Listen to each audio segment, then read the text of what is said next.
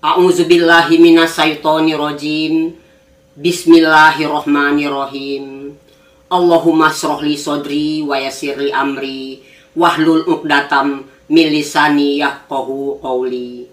Assalamualaikum warahmatullahi wabarakatuh. Izinkan saya di malam hari ini untuk menyampaikan tausiah saya dengan mengambil judul Bagai Kerakap di Atas Batu, Hidup Segan Mati Tak Mau. Karya ini diambil dari karya fenomenal Dr. Aidz Al-Qarni, buku terlaris di Timur Tengah, La takhaf wa la tahzan innallaha ma'ana. Semoga ada manfaatnya bagi kita semua. Bagai kerakap di atas batu, hidup segan mati tak mau. Kisah ini menceritakan kehidupan orang-orang yang mendapat azab dari Allah Subhanahu wa Ta'ala. Dalam Quran surat Al-Fusilat ayat 15 yang artinya, dan mereka berkata, siapakah yang lebih besar kekuatannya dari mereka? Dan apakah mereka itu tidak memperhatikan bahwasanya Allah Subhanahu wa Ta'ala yang telah menciptakan mereka lebih besar kekuatannya daripada mereka? Fusilat ayat 15. Hadis Nabi Muhammad SAW yang artinya, berhati-hatilah terhadap doa orang-orang yang dizolimi, karena sesungguhnya antara doanya dengan Allah Subhanahu wa Ta'ala tidak ada hijab yang menghalangi. Berdasarkan firman Allah Subhanahu wa Ta'ala tadi dan hadis Nabi Muhammad SAW, saya akan menceritakan kisah orang-orang di zaman Rasulullah. Saya awali dengan kisah daripada Ibrahim At-Tamimi. Ibrahim At-Tamimi berkata, jika seseorang menzolimi saya, maka saya akan mengasihinya. Itu kata orang bijak bestari yang bernama Ibrahim At-Tamimi. Kemudian ada juga seseorang yaitu Al-Farizi. Al-Farizi ini tinggalnya di Khurasan.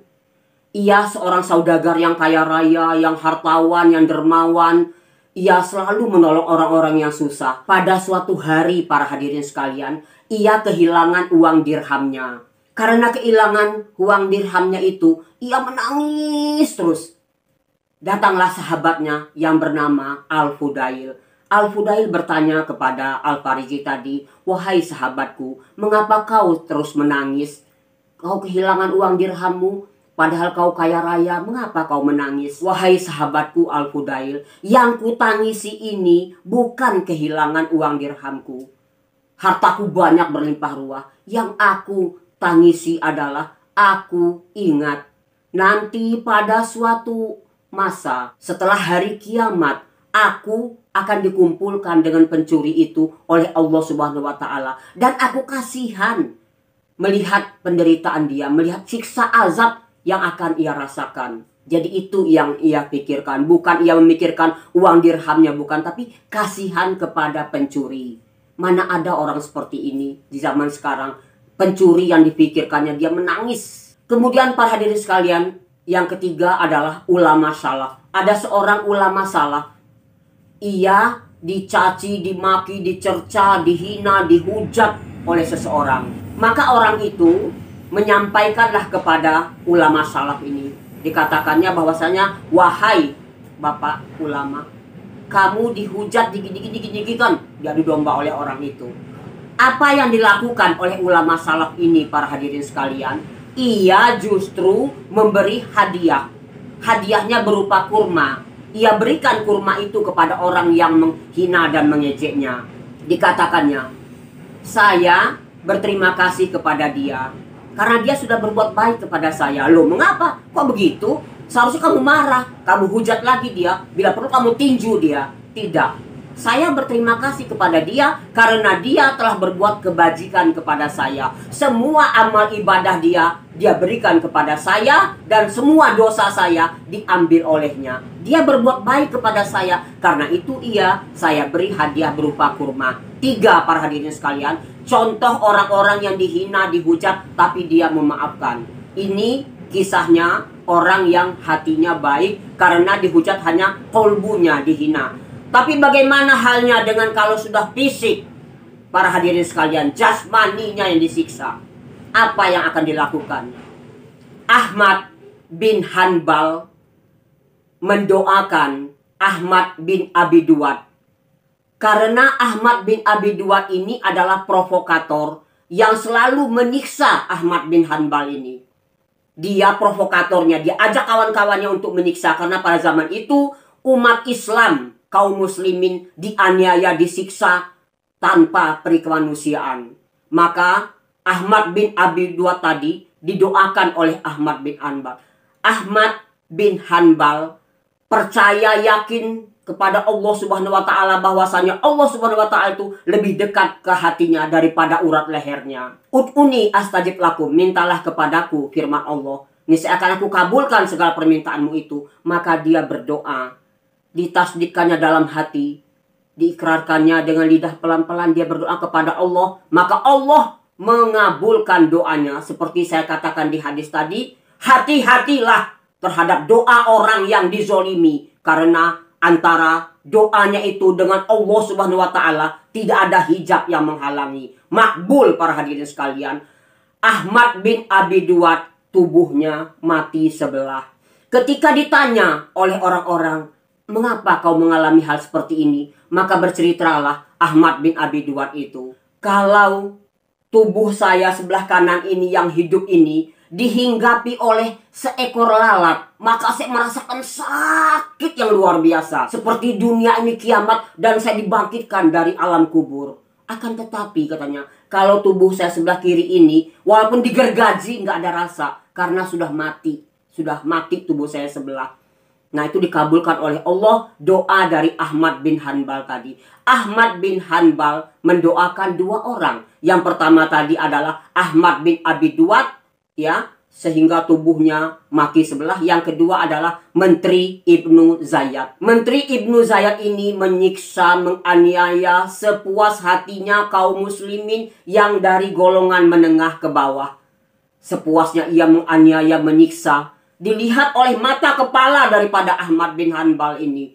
Hatinya sakit melihat kaum muslimin golongan menengah ke bawah itu disiksa seperti itu. Ia pun berdoa kepada Allah. Suatu hari para hadirin sekalian, Menteri bin Zayyad tadi dihukum penjara seumur hidup. Setelah hakim memukulkan palu 3 kali, dia dihukum mati. Siapa yang menyeret dia ke dalam penjara? Yang menyeretnya ke dalam penjara itu adalah orang-orang tadi yang dianiaya, disiksa sama dia, sampai remuk tulang belulangnya, sampai lebam wajahnya. Maka menteri tadi, Menteri Ibnu Zayyad itu diseret oleh mereka ke dalam penjara. Di situ sudah disediakan panggangan api, bara api.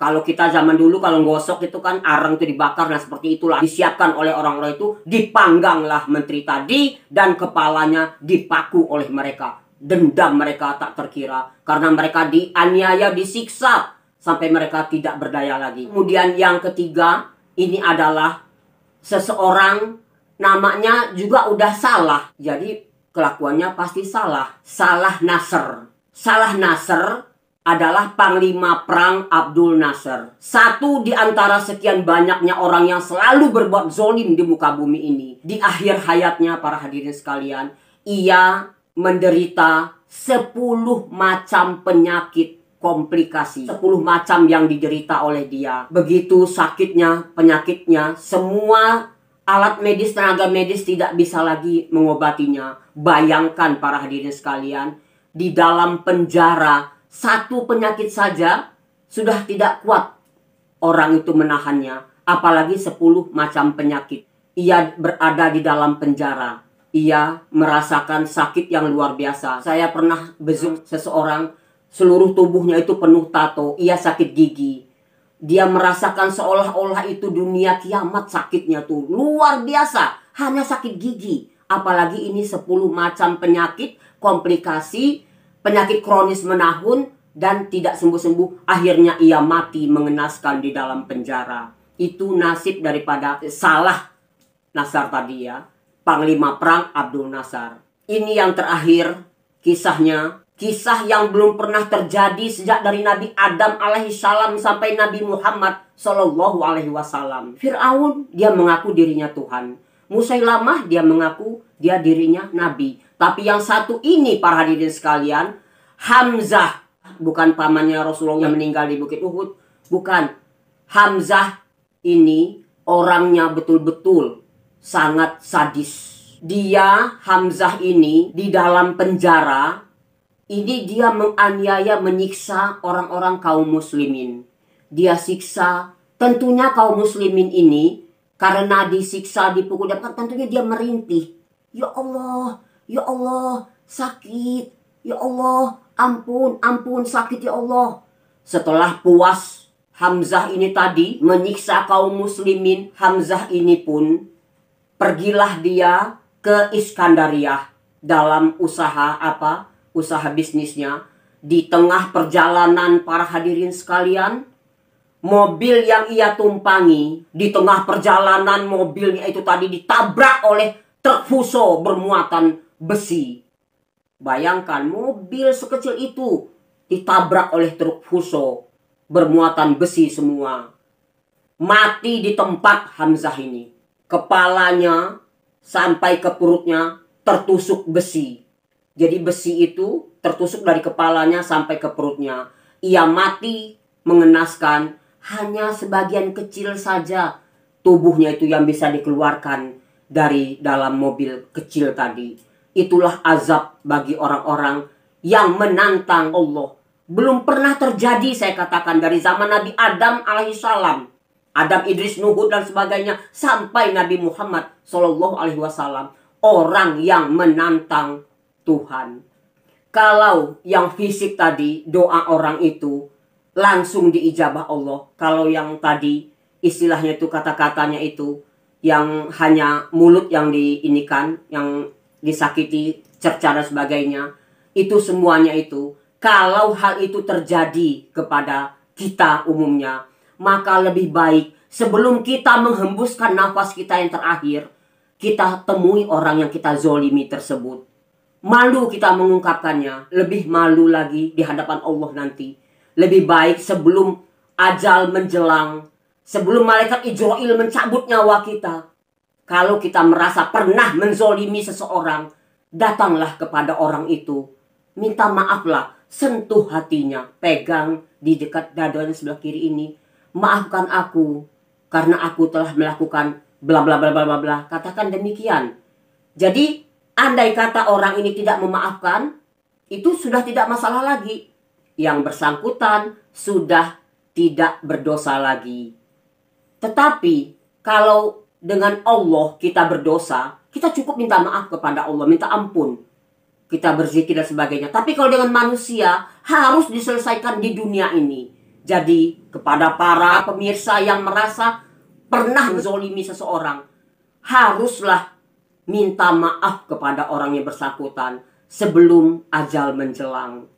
Ini nasihat dari saya, sesuai dengan buku yang saya baca, karya fenomenal tadi dari Dr. Ais Al-Qarni, buku terlaris di Timur Tengah, dan pertanggungjawaban saya adalah dari buku tersebut, La takhaf wa la tahzan, innallaha ma'ana. Jangan takut dan jangan gentar, sesungguhnya Allah beserta kita. Demikian tadi tausiah saya dengan mengambil judul Bagai Kerakap di Atas Batu, hidup segan maki tak mau. Semoga ada manfaatnya bagi kita semua. Saya akhiri, wabillahi taufiq wal hidayah. Wassalamualaikum warahmatullahi wabarakatuh.